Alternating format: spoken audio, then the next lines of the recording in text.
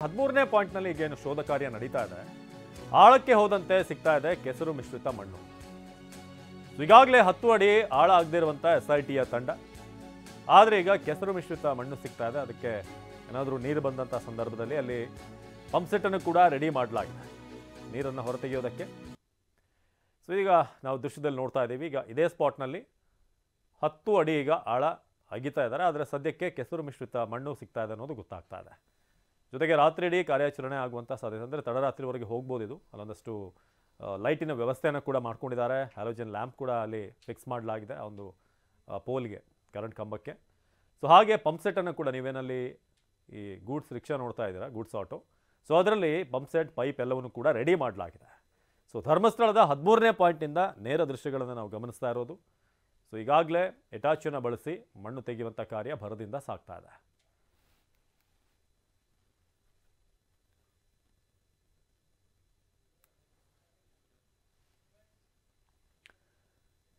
ಇನ್ನು ಧರ್ಮಸ್ಥಳದಲ್ಲಿ ಅಸ್ಥಿಪಂಜರಗಳ ಶೋಧ ಕಾರ್ಯ ಮುಂದುವರಿತಾ ಇದೆ. ಅದರಲ್ಲೂ 13ನೇ ಸ್ಥಳದಲ್ಲಿ ಬಹಳ ಕುತೂಹಲ ಇರುವುದು ಈಗ. ಜೊತೆಗೆ ವಿಧಾನಸಭೆಯಲ್ಲೂ ಕೂಡ ಅಸ್ಥಿಪಂಜರಗಳ ಶೋಧ ಕಾರ್ಯ ಇವತ್ತು ಪ್ರತಿಧ್ವನಿಸಿತು.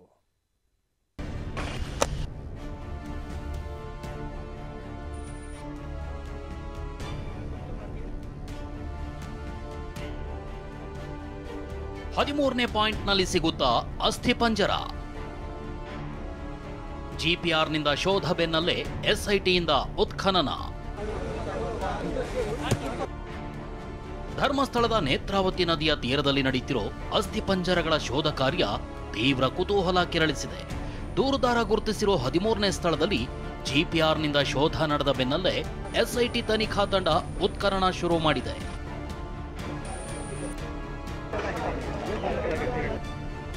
AC Stella Varghese, SIT SP Jitendra Dayama ನೇತೃತ್ವದಲ್ಲಿ ಕಾರ್ಯಾಚರಣೆ ನಡೆಯುತ್ತಿದೆ.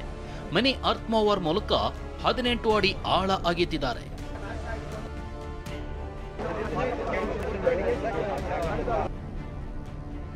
ಸದನದಲ್ಲೂ ಸದ್ದು ಮಾಡಿದ ಧರ್ಮಸ್ಥಳ.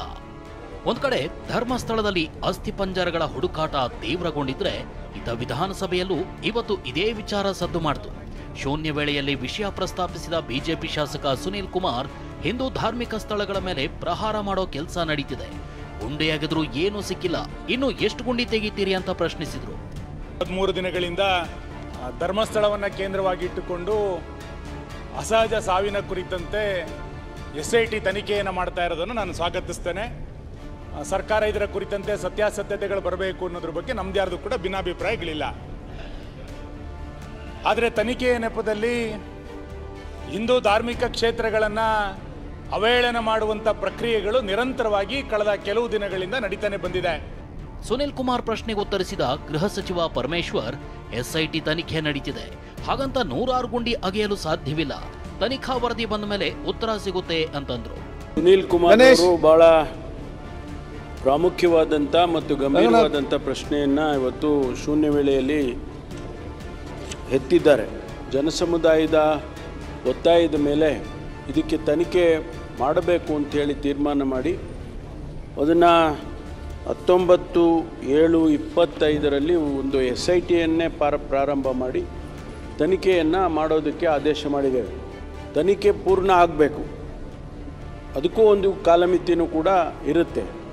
ತನಿಖೆ ಅಂತ ಹೇಳಿದರೆ ಎಷ್ಟು ತಾವು ಹೇಳಿದಾಗೆ 106 ಗುಂಡಿಗಳನ್ನ ಅಗೆಯೋದಕ್ಕೆ ಸಾಧ್ಯ ಆಗೋದಿಲ್ಲ. ಆದರೆ ಒಂದು ಹಂತಕ್ಕೆ ತಲುಪಿದ ಮೇಲೆ ಖಂಡಿತವಾಗಿ SITನವರು ವರದಿಯನ್ನು ಕೊಡ್ತಾರೆ. ಅದರಿಂದ ವರದಿ ಬಂದ ನಂತರ ನಾನು ಇದಕ್ಕೆ ಉತ್ತರವನ್ನು ಕೊಡ್ತೇನೆ. ಇದೇ ವೇಳೆ ಮಾತನಾಡಿದ ಸಚಿವ ದಿನೇಶ್ ಗುಂಡೂರಾವ್, ನಾವು ಯಾರ ಪರ ಯಾರ ವಿರುದ್ಧವೂ ಇಲ್ಲ, ನಮಗೆ ಸತ್ಯಾಂಶ ಹೊರಬರಬೇಕು, ನಾವು ನ್ಯಾಯ ಸತ್ಯದ ಪರ ಇದ್ದೀವಿ ಅಂತಂದ್ರು. ನಾವು ನಿಷ್ಪಕ್ಷಪಾತವಾಗಿದ್ದೇವೆ, ನಾವು ಯಾರ ಪರನೂ ಇಲ್ಲ, ಎಡನೂ ಇಲ್ಲ, ಬಲನೂ ಇಲ್ಲ, ನಾವು ಎಲ್ಲರೂ ಬೇಕು ನಮ್ಗೆ. ನಾವು ಯಾರು ಮುಚ್ಚಾಕುವಂತ ಪ್ರಶ್ನೆ ಇಲ್ಲ, ಸತ್ಯಾಂಶ ಹೊರಗೆ ಬರ್ಬೇಕು ಅಷ್ಟೇ, ಸತ್ಯಾಂಶ ಹೊರಗೆ ಬರಬೇಕು. ನಾವು ಅವ್ರ ಪರ ಇವ್ರ ಪರ ಅಲ್ಲ, ನ್ಯಾಯದ ಪರ, ಸತ್ಯದ ಪರ ಅಷ್ಟೇ ನಾವು. ಇನ್ನು ಧರ್ಮಸ್ಥಳದ ವಿರುದ್ಧ ಅಪಪ್ರಚಾರ ನಡೀತಿದೆ ಅಂತ ಖಂಡಿಸಿ ಹಾಸನದಲ್ಲಿ ಹಿಂದೂ ಪರ ಸಂಘಟನೆಗಳು ಪ್ರತಿಭಟನೆ ನಡೆಸಿದ್ವು. NR ವೃತ್ತದಲ್ಲಿ ಮಾನವ ಸರಪಳಿ ನಿರ್ಮಿಸಿ ಆಕ್ರೋಶ ಹೊರಹಾಕಿದ್ರು. Bureau report, TV9.